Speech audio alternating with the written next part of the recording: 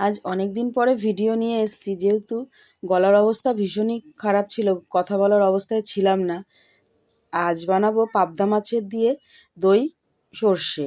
তাতে প্রথমে হচ্ছে পাবদা মাছটাকে ধুয়ে পরিষ্কার করে নিয়ে নুন হলুদ মাখিয়ে নিয়েছি। আর এখানে হচ্ছে সর্ষে, কাঁচা লঙ্কা, দুটো শুকনো লঙ্কা আর 50 গ্রামের বেশি একটু দই দই দিয়েই মিক্সিটা ঘুরিয়ে পেস্টটা তৈরি করে নিলাম, আলাদা করে আর জল দিইনি। আর এখানে মাছগুলোকে ভেজে লাল করে তুলে নিয়েছি, আর সেই তেলের ওপরেই হচ্ছে কালো জিরে ফোড়ন দিয়েছি। দিয়ে আর যে পেস্টটা বানিয়ে রেখেছিলাম সেটাকে দিয়ে একটু হালকা হাতে নেড়ে চেড়ে নিলাম হলুদ দিয়ে। তারপরে পরিমাণ মতন জলটা দিয়ে দিয়েছি। ঝোলটা ফুটে যেই উঠেছে তখন কয়েকটা কাঁচা লঙ্কা দিয়েছি আর মাছগুলোকে দিয়ে দিয়েছি। মাছগুলো দিয়ে একটু ফোটার অপেক্ষা। গলাটা কিন্তু এখনও পুরোপুরি ঠিক হয়নি, তবুও ভিডিও তো ছাড়তে হবে, বেশ কিছুদিন অফ গেছে।